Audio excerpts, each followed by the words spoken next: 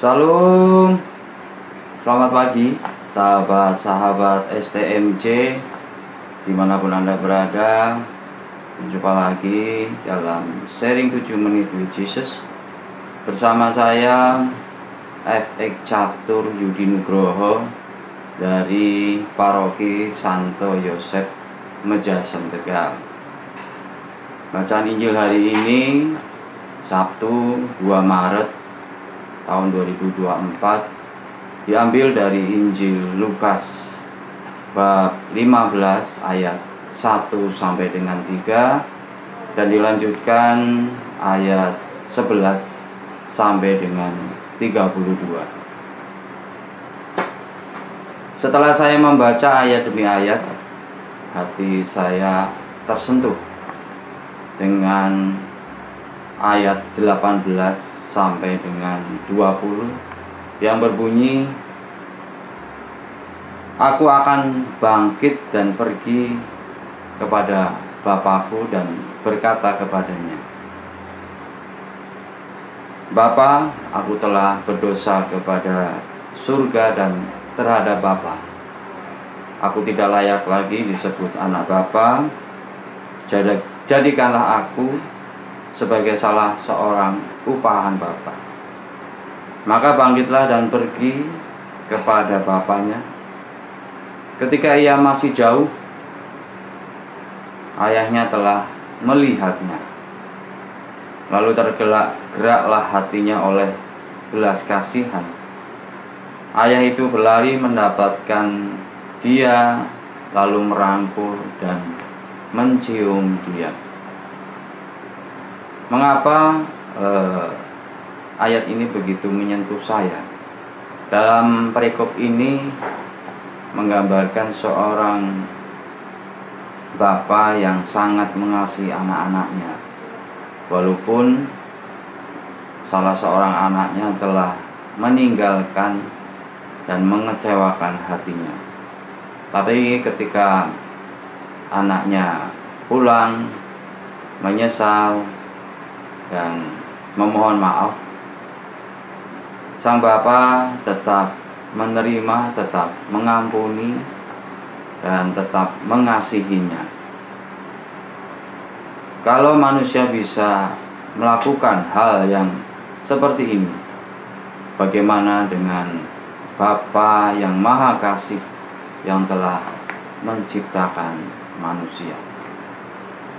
Saudara-saudara STMJ dimanapun Anda berada,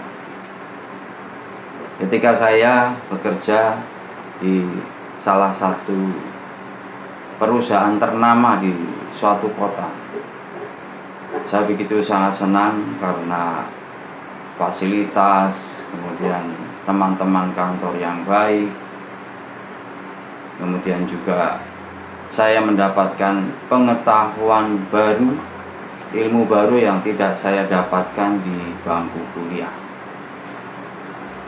Saya begitu betah, sangat bersemangat dalam mengerjakan tugas yang diberikan oleh pimpinan.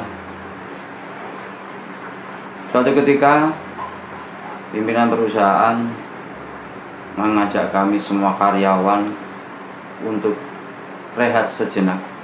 Kita pergi ke tempat karaoke, dan tempat karaoke ini berada di sebuah hotel yang didesain oleh perusahaan tempat saya bekerja. Kita bersenang-senang, kita bernyanyi, menari, dan betul-betul menyenangkan. Tapi kemudian pada acara-acara selanjutnya, tiba-tiba mulai datang minuman keras, kemudian ada wanita yang mendampingi melayani kami, dan tak terasa kadang kita bisa pulang sampai pagi. Singkat cerita, ternyata perusahaan mulai bermasalah,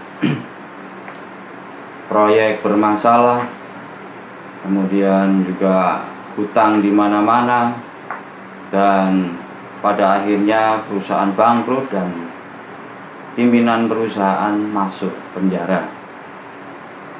Dampaknya secara pribadi saya tidak mendapatkan uang pesangon dari perusahaan, tapi puji Tuhan saya masih bisa menerima ilmu pengalaman dari pekerjaan yang menjadi modal saya untuk bisa bekerja di tempat lain. Selanjutnya saya memutuskan untuk membuat usaha sendiri. Saya tidak mau lagi untuk melakukan pengalaman hidup saya, pengalaman buruk masa lalu saya. Saya lebih fokus untuk bekerja dan mencari uang. Siang malam saya berusaha untuk terus bekerja giat. Dan puji Tuhan, saya merasa bahwa Tuhan memberikan saya kebaikan yang luar biasa. Saya mendapatkan rumah, mobil, tanah, dan istri juga saya bukakan usaha baru. Rasanya begitu membahagiakan hidup ini karena saya punya uang, saya bisa melakukan apa saja. Orang memuji, memandang saya hebat karena usaha saya. Tapi kemudian masalah muncul ketika istri saya mengandung anak perempuan. Dia lahir prematur dan mulai sakit-sakitan, dan ini sangat mengganggu konsentrasi kerja saya, usaha saya. Akhirnya mulai bermasalah, saya tidak bisa fokus, dan kemudian juga akhirnya saya mulai menjual aset-aset, mobil, kemudian rumah, dan lain-lain, dan perusahaan juga akhirnya bangkrut. Saya juga hutang di mana-mana. Pada akhirnya saya pun jatuh sakit. Saya berobat kemana-mana juga tidak sembuh. Dan dalam kondisi yang tidak baik ini, saya merasa saya harus kembali kepada Bapa. Saya merasa mungkin ada yang salah dalam kehidupan saya. Saya berdoa, saya menyesal, saya menangis, saya mohon ampun. Bapa, apa yang Bapa kehendaki dalam keadaan saya saat ini?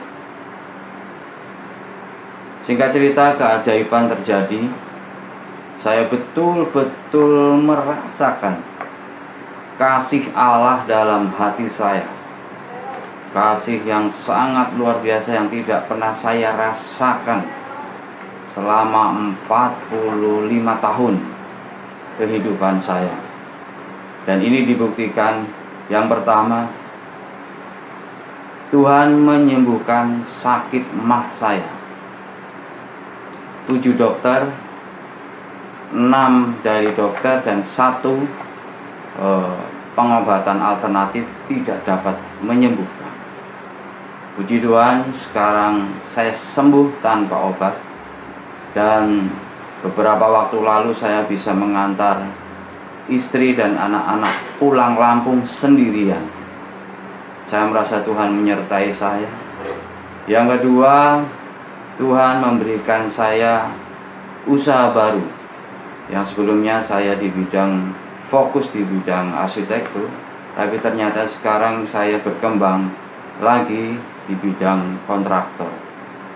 Yang ketiga, Tuhan memperbaiki keadaan ekonomi saya. Yang keempat, Tuhan memberikan saya rumah, mobil, kendaraan yang tidak saya kira sebelumnya. Yang kelima, Tuhan memulihkan hubungan saya dengan istri anak-anak saya. Yang keenam, Tuhan memberikan saya kesempatan menjadi anggota DPP di Paroki Santo Yosef Menjasem, menjadi koordinator Taman rohani. Yang ketujuh, dan ini yang paling penting menurut saya, Tuhan tidak hanya menyembuhkan jasmani saya, tapi juga rohani saya, pikiran saya, perasaan saya, kehendak saya. Tuhan menunjukkan tujuan hidup yang benar, yaitu melanjutkan misi Tuhan Yesus, membawa cinta Allah kepada semua orang, kepada segala makhluk, supaya banyak orang diselamatkan. 6 poin di atas itu ternyata hanyalah sarana untuk bisa melaksanakan tujuan hidup itu. Tentunya saya tidak akan lagi melekat kepada sarana. Saya ingin dan saya berusaha harus melekat kepada Sang Pemberi sarana, yaitu Tuhan sendiri, yaitu Bapa sendiri yang tentunya lebih berharga dari semua sarana di dunia ini. Sahabat-sahabat SMJ, dimanapun Anda berada, melalui firman ini saya benar-benar diteguhkan bahwa hati Allah Bapa selalu terbuka untuk saya kembali kepadanya dan menyambut saya dengan cintanya, dengan kasihnya yang sangat luar biasa. Bapa selalu menyertai, selalu mengasihi, selalu membimbing, selalu mengingatkan, dan berharap betul-betul membentuk saya untuk bisa menjadi seperti apa yang dikehendaki. Terpujilah Tuhan, berkah dalam